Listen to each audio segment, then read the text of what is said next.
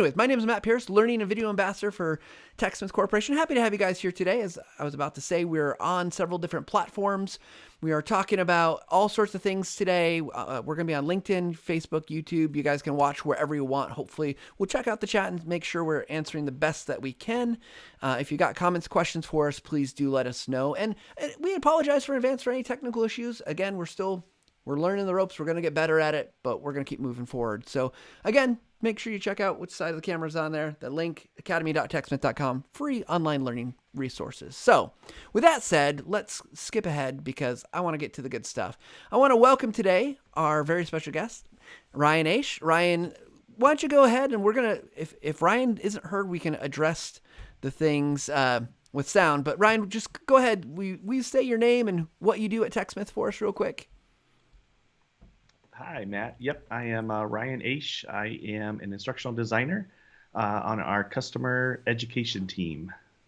Awesome. And in the chat, I know there's going to be a slight delay, so if you could let us know, could you hear Ryan, if there's echo, things like that. That way we can play with some settings and make sure he is sounding good because he's got the knowledge. I just get to ask the questions. So, Ryan, thank you so much for joining me, first of all. Now, I just want to, full disclosure here, Ryan and I, we've known each other now, what I would call a long time. In the span of life, we've been coworkers, 13 years? Yeah, like 13 years, 4 months, and a couple days, maybe. He keeps track on his calendar. Something like that. Yeah, need to cross that off for tomorrow, yeah. So Ryan and I actually started, really not that long after I did, about just over 6 months after I did at TechSmith, and I had the privilege of hiring him as an instructional designer, working at creating tutorials, and you worked on a lot of the Camtasia tutorials a long time ago, developing some of the stuff. We do have a comment, Ryan, that people don't like the blurry background for your image, saying it's warping your head a little bit. So, want me to remove it? That's up to you, but. You can look how you want. That's a great thing about being on camera. You can effect it up if you want. But so yeah, we have this really great opportunity to work together. And so I know that Ryan, you've got a long, besides being an instructional designer and working at TechSmith in a variety of different roles, you have been an educator. You want Correct. Tell us a little about that? You bet. So I started off. I have a bachelor's degree in elementary education. So I started out teaching second and third grade for 5 years in Indiana, and then I moved to North Carolina and was a technology teacher in a K-8 school for a few years. Got my master's at East Carolina University in instructional design and instructional technology. And then got a job there at ECU for a couple years, where I got to work with faculty members throughout Eastern North Carolina on technology integrations. I got to teach a couple online classes, one kind of a hybrid class.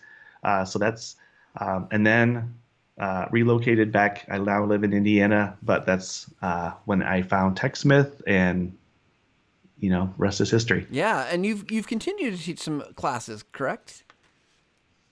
Yeah, so since 2014, I've been teaching as an adjunct instructor for Lenoir-Rhyne University, which is also in North Carolina. So I've been typically just one course every fall semester. So it's not anything.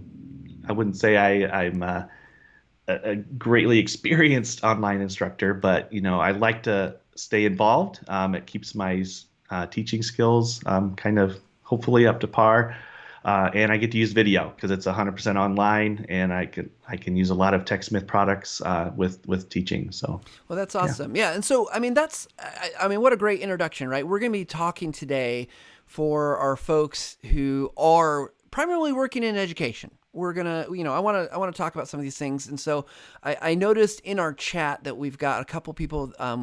We've got Maria is she's a professor at National University of Distance Learning, and everybody, if you are an educator, let us know. We want to know who's in there and watching, so we may, if you got questions, we can address them. So, I think Ryan, as you think about teaching, and you've been doing it for a long time, you've got a lot of experience.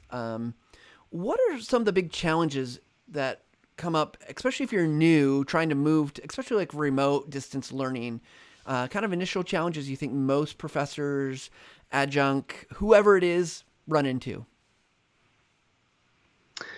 Well, I guess if they have not taught online before and they're just familiar with teaching face to face, just there's probably a lot of anxiety in how am I going to do this if we're not sitting in the same room together or talking, communicating the way that I'm used to. So it's really it's figuring out the technology. What are they going to be using? Whether it's your LMS and are you going to be using video? Um, I know you hear a lot of people saying, and you read a lot of things on taking your face-to-face class, and people just try to port that over and try to use that to teach online, and thinking that it's going to be the same experience and things like that. So it's really kind of thinking through how are you going to interact with your students, make them feel like try to make them feel like you are in a classroom together, but you're using virtual conferencing, video discussions, things like that. So I think there's probably a long list of things that can cause some anxiety for doing that, but Oh, Ryan, it looks like you've frozen on me, so I'm not getting your audio through. Are you there, buddy? Oh, so this is the challenge of going live for everybody. And I keep getting it freezes. So what you're freezing, but so real quick, this is a perfect time to share your story, and I can share it or you can. But you want to try saying something, make sure we're not going to lose you.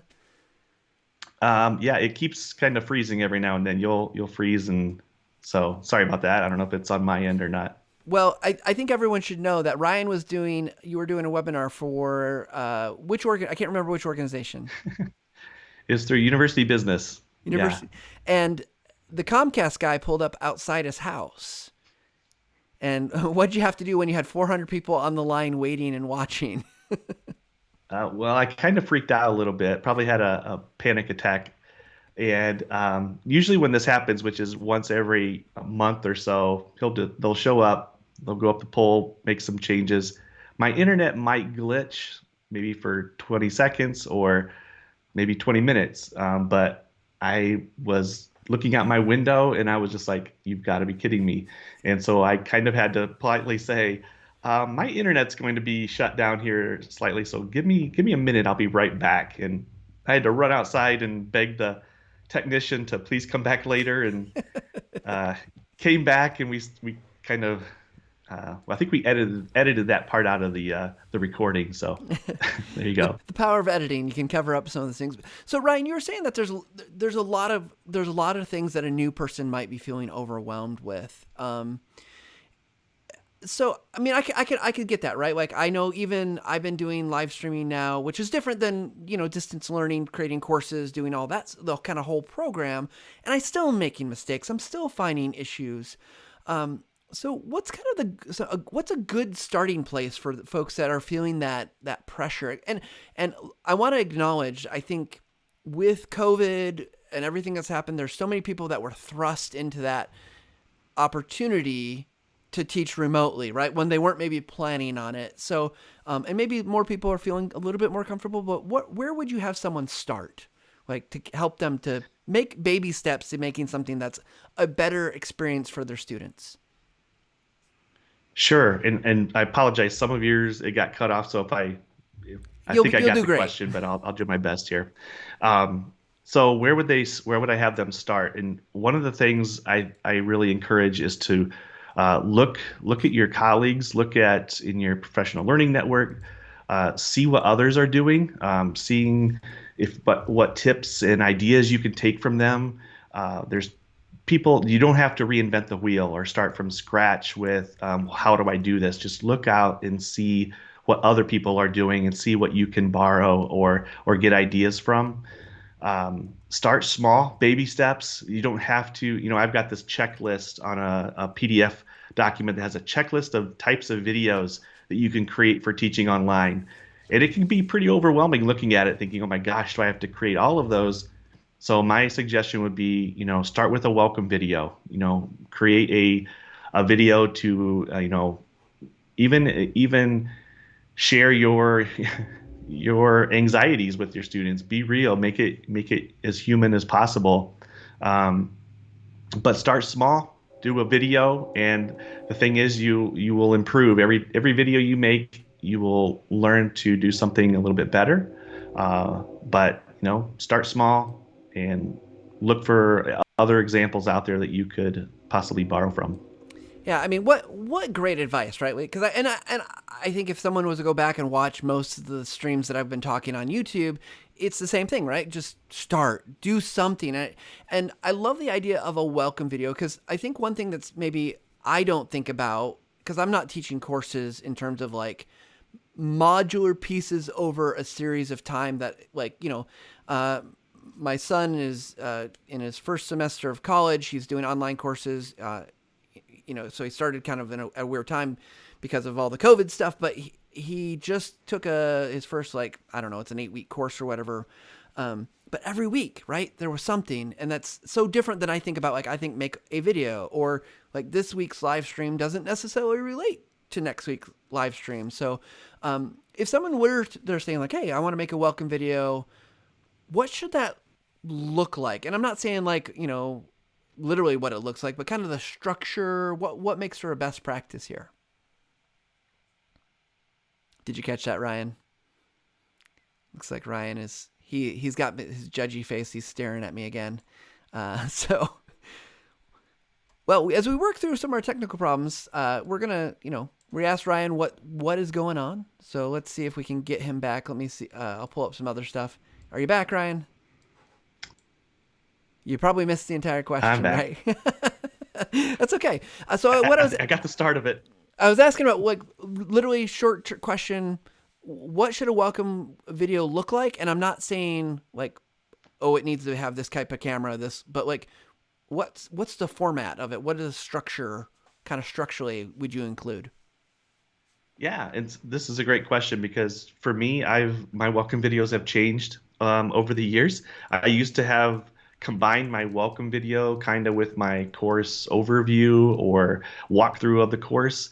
But from reading what other people are doing and seeing what other people are doing, I've changed it to my welcome video is less than a minute. It's me just saying hi to the students, welcoming them to class, hoping that I'm excited that they're there.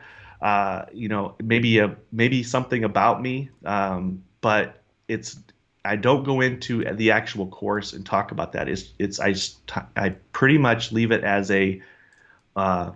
literally a welcome to the class video, and then I create separate ones for like a course navigation video. Let's get in here and look at our Canvas course or whatever it might be, and how to navigate around, where to find the assignments, the modules, how to submit something. So I try to divide those up and not combine them. So it's and I'm not saying that's necessarily the right way or the only way to do it, but I guess one thing I'm trying to say there is what you do this upcoming semester, you know what, you might change it the next one, and so forth.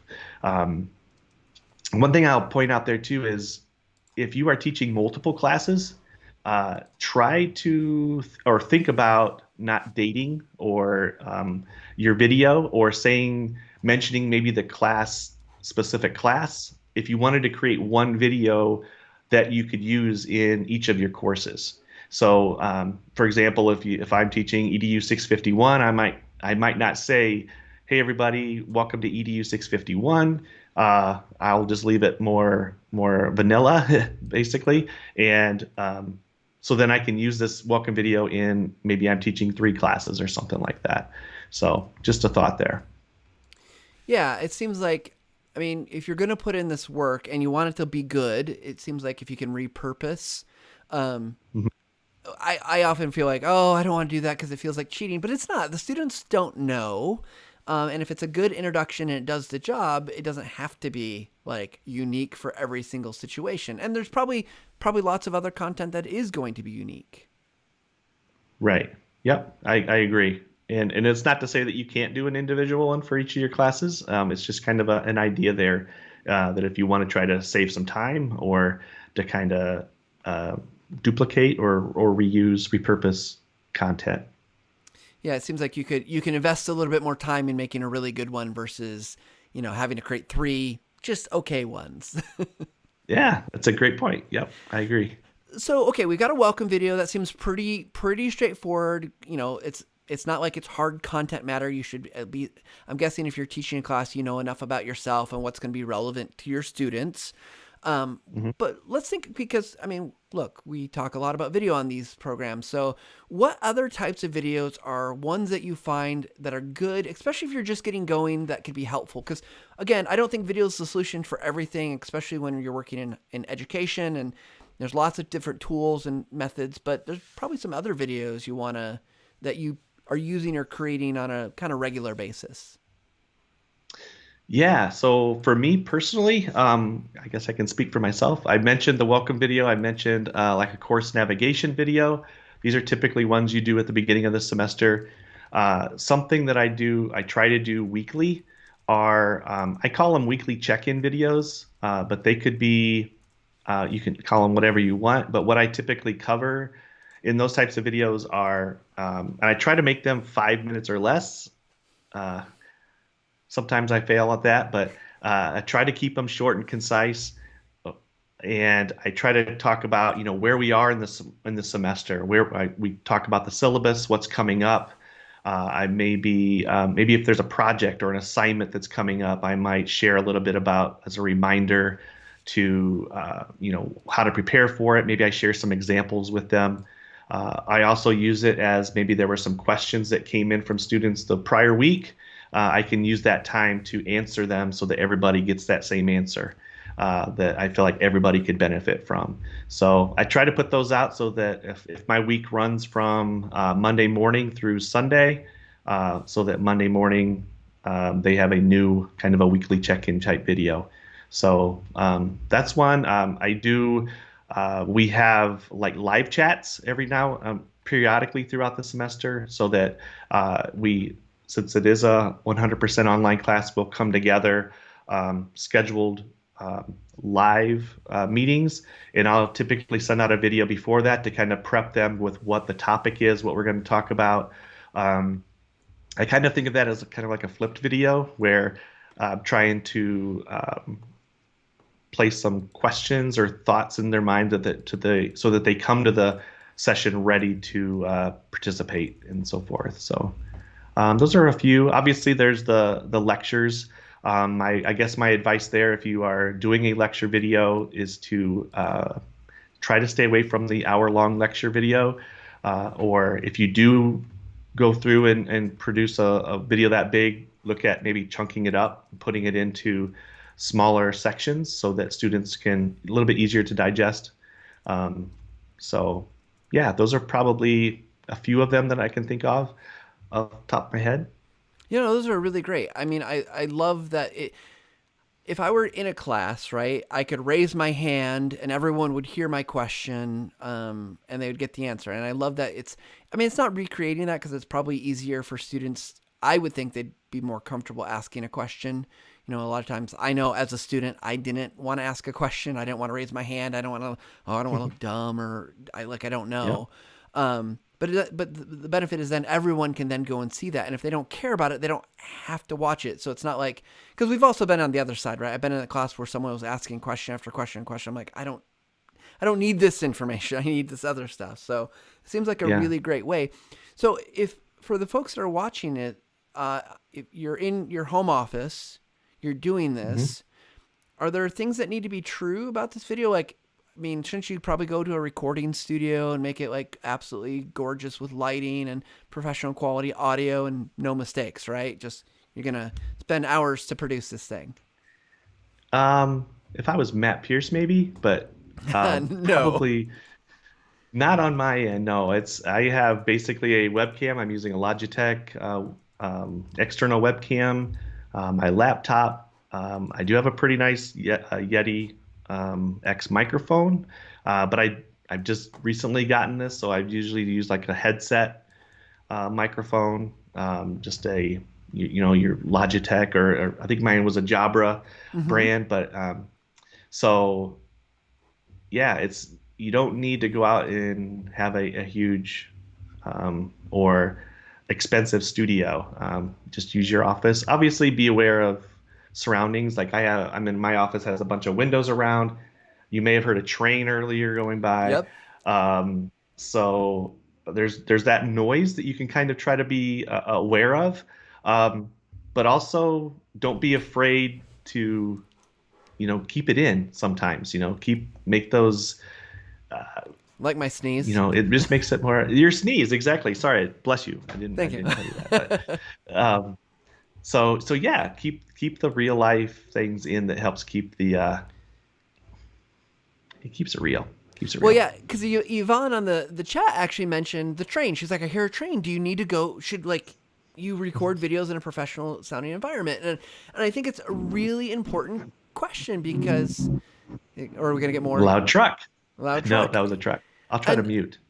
but I think from my perspective is like, yeah, of course you want your audio to sound good, but it doesn't have to be perfect, especially in a situation where it's kind of quick one-offs, right? Like maybe if it's something they're going to have to listen to a long time, yeah, better audio is going to help them process it. But it definitely feels like no, mistakes are okay. What in this case where you're processing lots of information over a course of a semester, it feels like being real is important too. Like if everything is just super polished, um, and there's no mistakes, that can I think that can work against the learning process too. Because Ryan, in all your teaching experience, did you have a day that you were perfect in the classroom? And don't forget to unmute.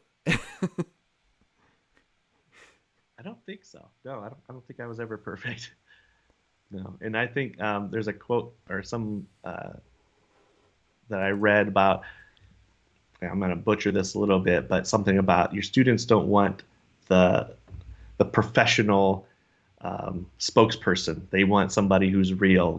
If you've ever tripped over a chair while talking in the classroom, or you say the wrong thing, you just correct it. Maybe you laugh a little bit, poke fun at yourself, and keep moving. And that's if you can do that same type of thing in video, I think your students are going to love it, and they're going to be engaged, and they're going to want to watch more. So they want to see you.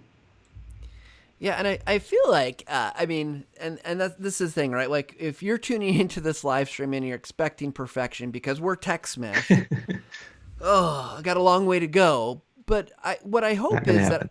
I'm learning those lessons along the way. And so yeah, sure, if your first video feels rough and you got a lot of mistakes, yeah,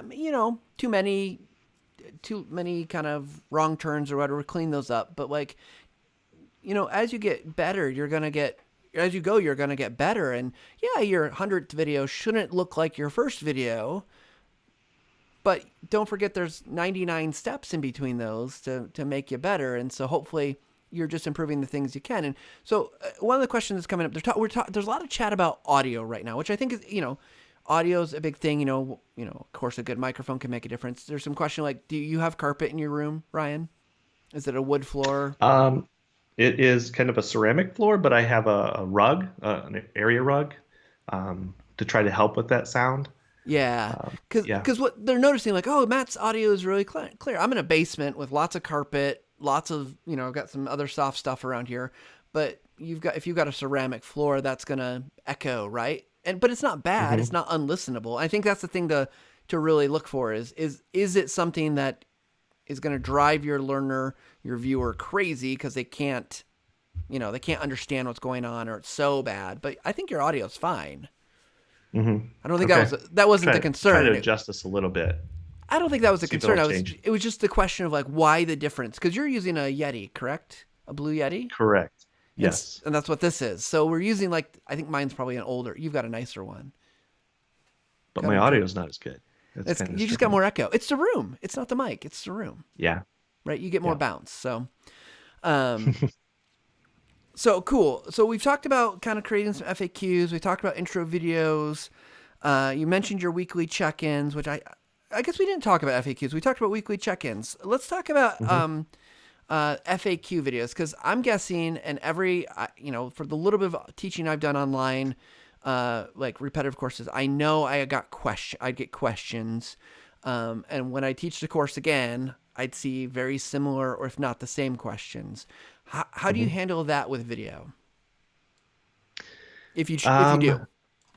Yeah, no, that's awesome question. And I think that's one thing that you learn over time is especially if you're teaching the same class multiple semesters, you kind of get a sense of where those questions always kind of pop up and how can you kind of help answer those before you get the tons of emails coming in about them. And if you can kind of, what I try to do is put myself into the student's place and if I'm sending this out, if I'm putting this assignment out there, do I understand it clear enough, or if I was taking this class, would I be able to read between the lines, or am I explaining this in a way that makes sense? And so, obviously, you kind of have to put yourself in their position, because if you're the one teaching it and delivering it, you're most familiar with it, it's obviously going to make sense to you. So always trying to think of the end user, and are they going to understand what I'm saying here?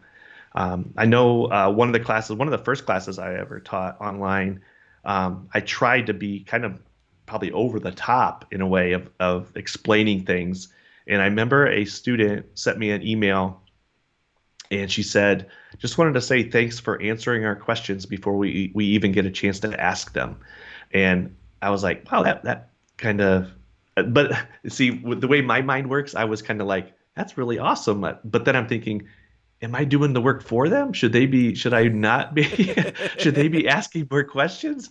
But it really makes me think. Obviously, I've remembered this for many years ago, but it makes you think through what types of questions are going to come up. And if I can create some video responses to them and have them kind of in my back pocket, and then when that question comes in, I can send them a link to this video and say, you know what, see if this answers it. If not, then let me know and I can try again. But so it saves me from having to type out a new response or record a new video for all of those questions that you kind of know are going to be coming from your students. Yeah, If that makes sense. No, it does, and I love that, right? Like that you're prepped.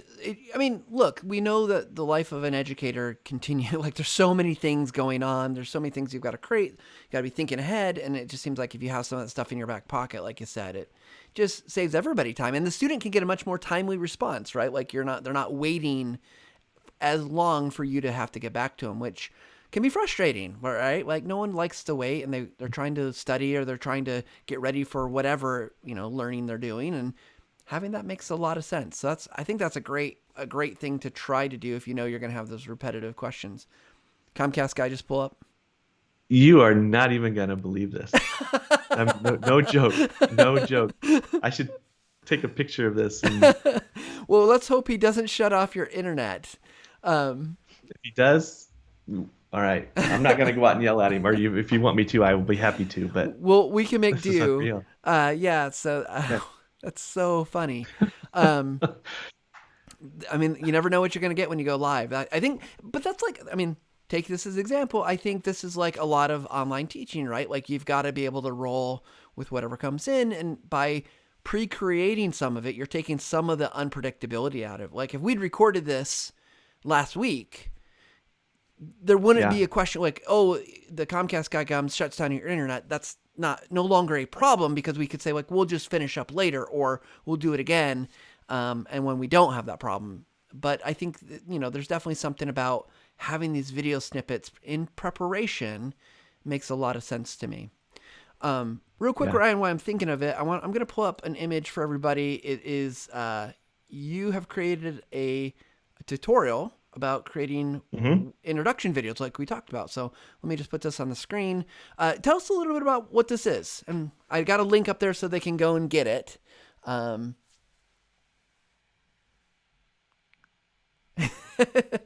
We can post that on socials later. So what is this? Tell us about this course, how to create a webcam introduction video.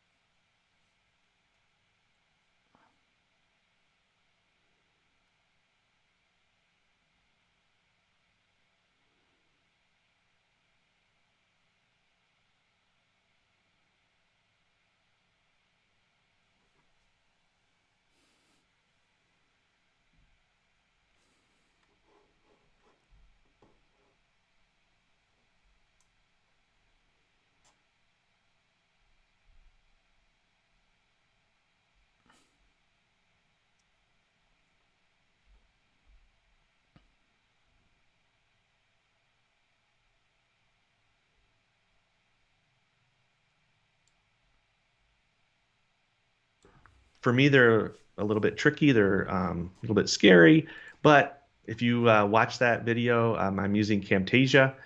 You can kind of walk you through how to create a webcam video. Even using I think I record PowerPoint slides with it. And then I show you inside the editor how to add some animation so that you can hide your webcam so it doesn't have to be on the screen the whole time, or you can reposition it and things like that. So um, if this is new for you, hopefully that video will be helpful, and maybe you can create your first welcome video with it.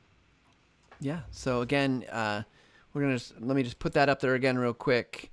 Man, it looks like I'm a terrible host, Ryan, because during some of that I had this screen up. It looks like Ryan's audio is not, your audio doesn't come through. Man, I am going to learn this system someday. We are gonna get this right. But so go check it out, folks. There's that real quick. It's a tutorial on how to make webcam videos, introduction videos. It's not super complex, but Ryan obviously is someone that does a lot of this, so hopefully you get the gist of it. So, okay, Ryan, we've talked a lot about stuff. What I want to do now is, because if you folks that are watching aren't aware, on Tuesday we had a product launch. And if you're familiar with a product that was called TechSmith Relay, this is something that you'll be familiar with a lot of the features, but if you're not familiar, TechSmith Relay is an enterprise-wide system. Now we've created what's an individual system, but they're no longer called TechSmith Relay. It is called TechSmith NoMeah. So Ryan, you want to take us on a walkthrough of what NoMeah is, and maybe you can describe it better than I have, because I have said literally nothing about it other than the name. So what is TechSmith NoMeah? So TechSmith NoMeah would be kind of your end-to-end solution, where it has the capabilities of recording your screen. You can record webcam, but then the awesome thing about it is it will host your content for you. So you can put your videos in the cloud, where you can add closed captions to it using a speech-to-text feature that's built in. You can add quiz questions on top of it. You can build conversations on top of your videos so that you can have kind of like replacing the discussion board in an LMS. You can get analytics on who's watched your videos. You can embed these into your course. So it's really a pretty powerful tool that can kind of be your one. You can kind of utilize it. You can import other videos too. So if you use Snagit or Camtasia or other video creation tools, you can bring those in. You can even import videos from YouTube. So I love it. I think it's a lot of fun. I think educators could utilize this to teach online. So yeah. Okay, so let's take a look here. We got your screen up now, so we can see this is NoMeah. For those who are asking, it's KNOWMIA. And so okay, and you're seeing my screen right now? we have your screen up. Yep. Okay. So yep, and if I do just out of the blue disappear, I apologize ahead of time for the internet. But I'll try to walk you through this. So I'm inside my library right now, and I've got a folder that you can create as many folders as you want to help organize your content. This is my main media library here, where I have a video. I have this launch capture option. This is what's going to launch the recorder that will record your screen as well as webcam. Underneath this create menu, as well as creating folders, you can upload media. So this is where, if you have some pre-existing videos or videos that you've created with Camtasia or something else, you could import those. And like I mentioned, you can import from YouTube as well. So if I click on a video, it will take me to the watch page or the video view page. This is where I can play it back, but some of the fancy stuff is below it. I can do the details. Obviously, So I can give it a title. Hey, Ryan, I don't think, let me try this, because I don't see movement. I don't know what you're looking at, so I'm going to try switching this. Because I think you're clicking on things, but I'm not seeing the change here. Let me go back. Okay. Yeah, I see a video up now. So once in a while, something's happening with our system, because all of a sudden then on my preview window view, you got really large. So now I think we can see your mouse cursor. So, again, we're figuring out the technology. You can see me clicking on the create button? I can. There we go. We're good now. Okay. So, yep. So as I was saying, you can create the create menu. You can create new folders, upload media, import from YouTube. The launch capture button is what will launch the recorder, so it can record anything on your screen, including your webcam. I'll click on this video that I've already have here in my library. I can play it back right here. But some of the cool stuff below it, you have a number of different tabs. The details, I'll point out this real quick, is where you obviously could change the title, but this description is pretty awesome because let's say I have another video and I'm going to jump over here to our tutorials and our NoMeah tutorials, and I'm going to copy this, come back to the video, and I'm just going to put in here NoMeah tutorials, paste that in. And so what happens when I save this is students, you can put clickable links down below the video, kind of like supplemental resources. So if you have PowerPoint slides or PDFs or websites, whatever it might be, you can kind of build that into that goes along with your video if you have some instructional materials for that. So I'm guessing that's just like if you can link to anything, right? Like if you have a Google Drive or Dropbox, Microsoft Office storage, right? Exactly. Okay. Yep. Cool. Yep. You can't like upload a PDF and store it on there or things like that. You have to basically link to it. So Gotcha. it has to be living on the cloud somewhere. The analytics tab, this is actually one of my favorite things because you can now see who's watched your videos. So if you put videos in your course, it'll show you how many views it has here, who has watched it, and their completion rate, things like that. Accessibility that I mentioned earlier with you can do captioning. So I'll show you, I'm going to click on edit right here and I'll show you the caption editor. I've already generated these using speech to text, which is a built-in service with NoMeah, but it brings up the caption editor. And this is where if anything is wrong, I can make changes right here. It even has a ADA compliance checker to let me know that it's monitoring these 3 sections of the audio to making sure that it's compliant with ADA specifications and things like that. So pretty cool. I can then publish them. I'll just do a save and exit. So Ryan, one of the someone's saying that Jeffrey's saying like, hey, this isn't as helpful because these aren't the basics. But the thing is, if you're creating this content, whether it's an introductory video or anything, you really should be following some of these best practices. You should be able to, you can create an experience that's, closed captions. You can add this other material, right? Right.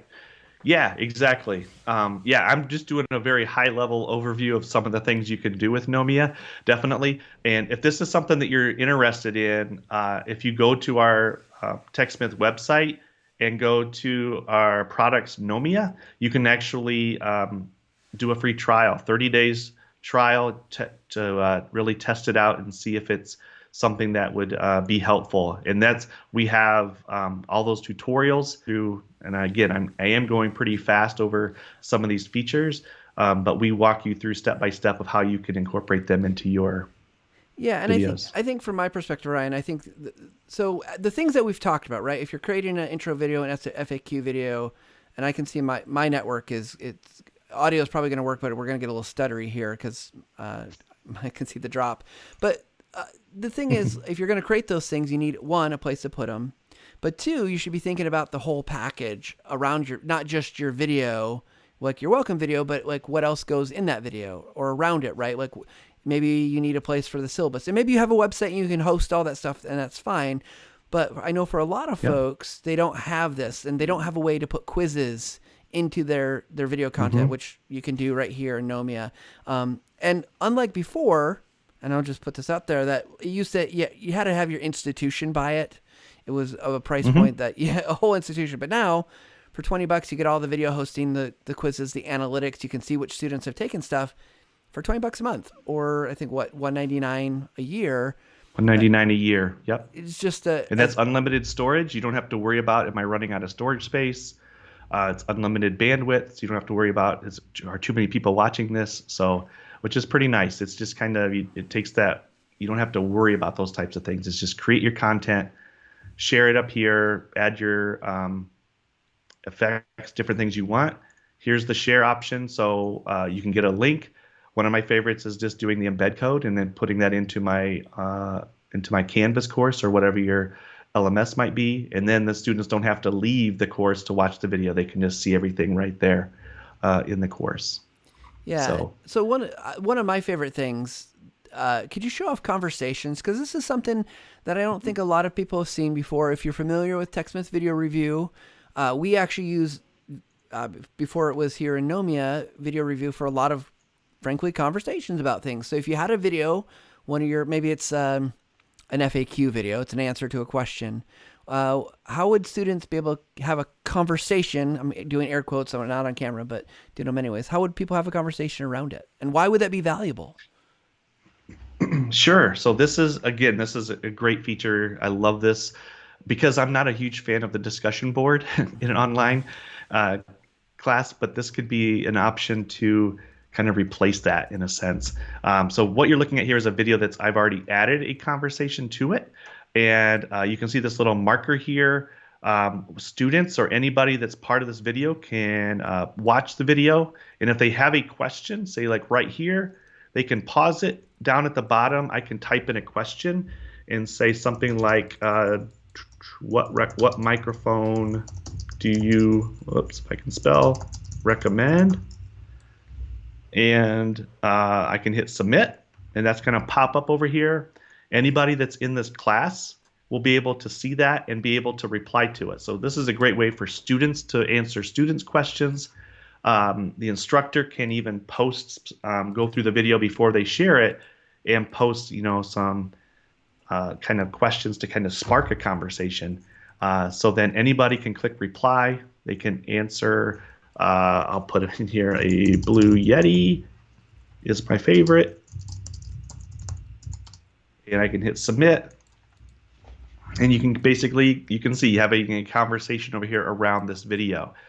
If I come back, if I click on, you can also receive notifications. So you can toggle this on so that if somebody does respond to your post, you can get an email letting you know, so you can come in and see what it was and respond back. If I come back to the media, as the instructor, as the owner of this video, I can kind of see here, I can build multiple conversations on top of a video. So I can use the same video and I can add a new conversation to it. So let me just call this one OTID 103, just to kind of keep it same here. And it does not do anything to these other two. So these could be going on, the same video could be used in these two classes or in these two groups. And now this one here, I can click on it and it's a fresh video with no comments in it that you can now share this particular one with a different group of students or a different class and so forth. Okay, so I'm taking a screen off so we can see it, Ryan. So to me, this is like thinking about, if you're brand new to this, thinking about the fundamentals, right? Like what kind of engagement and interaction do you want to have? And I think there's sorts of all levels, right? So you've got, it's one thing to be on camera and make video and show yourself. We talked about the kind of the humanizing, we make mistakes, which, is a very natural part of the teaching. And then I think that, you've got these other pieces that are essential to learning, right? It would be easy to say like, all you need is to do like some kind of, you just need to do a video and that's enough. But like students are going to want to, hopefully, are going to want to engage around the content that you're providing them. If not, maybe you want to require it, right? Like, because that's where some of the learning happens. So, no, I mean, this looks really awesome. If you're looking for something, you're looking for a platform to do this, check it out. I mean, but otherwise, you don't have to use it at all. There's so many other ways that you can create this great content. So, we've got about 12, 13 minutes left, Ryan. So let's spend the rest of the time focusing on best practices, other lessons you've learned from your time teaching digitally in the classroom, things that you think would be valuable for our audience to do. Let's start with this one, a question. People often don't want to do this. They don't want to be on camera. They don't want to see themselves. They don't want to hear themselves. What would you say if your colleague said, no, I don't want to do that because I don't like the way I look, or I don't like the way I sound, or I don't, I just don't like recording myself. How do you overcome that objection? Um, I think first of all, when you're teaching face to face, obviously they can see you. Um, but I do get the point or the idea that it's a little bit scarier when it's on video, and I because I guess the way I see it, when you're in a classroom and you're in that enclosed environment, you're talking to your students and basically you're confined to that area. But when you're making a video, and it goes on your course or anybody, if it goes on YouTube or wherever, then you're a little bit more vulnerable because everybody can see it and they could be critiquing everything that you say and do and stuff like that. So I do get that. And I'm not a huge fan of these types of things because I'm more of a let me process, let me get my thoughts together, and then I'll share. So I'm a big fan of online learning. You mentioned earlier about not being one who raises hands and asks questions in class. That was definitely not me. I kind of just sat there and took everything in, and then my questions usually came later when I had time to process. But as far as one thing that I love about our tools is that if you do want to record with webcam and you see the value in it, the importance of letting your students see you as a human being, is that you can hide the webcam. You don't have to have the webcam on the whole time. You can hit a button and hide it, or add an animation and hide it. So you can make that beginning, hey guys, welcome to week 3. We are going to talk about video today or this week or whatever, working on a project. So I've got some slides I want to share with you. Let's take a look. And I can hide myself. And then they hear my voice. They see my information, the content that I'm sharing with them. So if that's one thing that you are a little anxious about with webcam video and things like that, know that, make that introduction or hello face, and then you can put yourself out of the way. And so then just focus on the content in your voice. So Yeah. hopefully that's helpful. No, I think that is, because I think oftentimes we feel like, oh, we have to be on camera the whole time, but that's not true.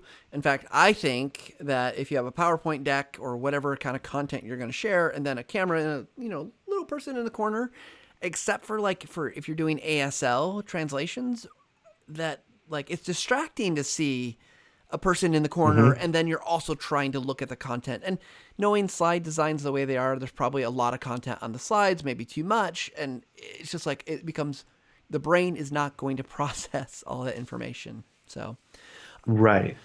And another thing there, if you caption your videos and you have closed captions up too, if you have video content, captions, and the live person, it can be pretty overwhelming. So that's something to be think about. And I don't know if there's a good answer to this one, but I'm going to read the comment. If you have a high voice hard to listen to, is there a change voice to James Earl Jones type of option? Yeah, I mean, wouldn't that be sweet? I could, Morgan Yeah. Freeman, but there's not, right? Nope, it's you. And that's one of if you're starting out with video, that's usually one of the first things that's a little bit makes you have a step back, is hearing your voice. And it's because it doesn't sound like you. When you're talking and your voice is going this way, it's not the same as if it's coming into your ears. So it always sounds different, but it's just something that you just will get used to over time. Yeah, I think that's really important to note. You'll get used to it. And there are very few voices I've ever heard that I just couldn't listen to. Especially, I think there's lots of ways students can mitigate that. They'll get used to it as well. I think they'll get used to your cadence. They'll get used to your pitch. And so don't worry too much about it. Your voices are lovely. But I get Yes. people are always concerned about it. Always, always, always. So there's a couple other questions. I'm just going to let the chat know. We're going to try to get to those questions that are a little bit there's one that's about a very Camtasia specific one. But I want to hold on that because I want to ask you, maybe this will be our last question directly for you, Ryan. What is the mistake or common mistake that you see, new people teaching online with video? What's a common mistake that you make, and what would you tell them to do to avoid that mistake or fix a mistake? Is there something you see yeah, lots of people will do X and it doesn't work very well? Oh man. I know it's a hard The one. first one that just yeah, the first one that just comes to mind is uh, recording really long videos and making that available for your students. There are some things you can increase the speed of playback, which is helpful. There are some benefits to having some long videos there. Because everything is in one place. Mm-hmm. But if you can do some things to piece them up, chunk them out, have smaller bite-sized videos, that would be something I really think um, would help. I always ask the question, or not always, but I often ask the question of if somebody sends you a YouTube video link and you click on it and that video opens up, what's the first thing you typically look at? And usually for me, it's how long is this video? Is it 2 minutes? Is it 10 minutes? Is it an hour and 10 minutes? And then that usually determines whether I watch it or not. Do I have time for this right now? So put yourself in your student shoes and see if would you want to sit there and watch that entire video, or are there things that you can do to make it a little bit more engaging by again chunking it up or I don't know. It's hard. It's hard, and you learn as you go. Yeah. Get Ask for feedback too. Ask for feedback from your students. What's working for them? What do they like? What do they wish you would do differently and better? I love asking my students that. Are these videos helpful? Because the last thing I want to do is be spending my nights making these. They're not really wanting to watch them, or they're not helpful. So what would make them more helpful? So Yeah. I guess that's another thing to try to do. Well, and I do think it's important to teach your students, especially if they're not familiar with videos, that like I love watching videos at faster speeds, right? Even if it's a short video, Yeah. because it saves me time, and for the most part, unless I speak fast. I know I speak fast, so my videos might be hard at 2 times speed. But like, we work with some folks, and I got some videos that are, I always watch them at 1.5 speed. Or if it's something I don't need to really process. But then there's times I'll slow it down and I'll watch it at the normal speed. So I think that's great advice. Teach your students how to do that if you're going to give them longer videos. But you're right. Like chunk up that content, make it so it's, they can go back and find stuff. Because I think it would be incredibly difficult to have hour-long lectures and then to have to try to remember bits and pieces that maybe are the most important. So I think that's really great advice, Ryan. I really appreciate that. So we're gonna you got time for a Camtasia question? We got a couple minutes. It's pretty easy. Just froze. Oh, did I freeze? Okay, I'm asking if you have a time for a Camtasia question. Can you hear me yet? You can't hear me. I'm just gonna keep going because now you're frozen. So maybe we've lost Ryan, but I'll answer. Jado's got a question. Well, that was a weird sound. We're getting some pinging from Ryan. I'm not sure why. Anyway, let me go back to a different view. And so Jado asked the question, is it possible to delete or mute audio directly, like the silent audio spaces? So in your timeline, if you've got a video and you obviously can mute the audio, right? Like you can bring it down or get rid of it. One of the things to watch for, though, that I've noticed in some videos, and this is a very like particular edit thing, is you might have background noise. Like I've got a fan running right here on my computer. You might be able to hear it in the microphone. And then if you cut out the audio completely, it will sound weird because it's got no audio. Nothing's there. And so you can either just leave it that way and you're going to hear a little sound differentiation, or you're going to like maybe record some what we call filler, just some blank sound. You're not talking, you're not making any noises, just capturing the room tone. And you could fill that in. So there's lots of ways to do that, but you could just, take the audio and bring it down. There's ways in Camtasia using audio points, which you can find a tutorial on TechSmith.com. And you can bring it down super low so you can't hear talking, but it brings the noise so it doesn't sound silent, like if there's no audio, but you can't hear anything of significance either. So, I do want to thank Ryan. It looks like our Skype connection has failed. Comcast finally got to him and climbing up the pole. So we're gonna wrap it up for now. We're grateful for Ryan. I'm gonna just respond, and make sure he knows it's okay. But we want to thank Ryan Eash for all of his time today, speaking with us, providing feedback and ideas, suggestions. We hope you got something out of it. Next week on Thursday, I want to say we're going to be talking with Andy Owen. He's another TechSmith employee. He's a video producer. We're going to talk about file management for speeding up not only video creation, but image creation, kind of the work that you might be doing in learning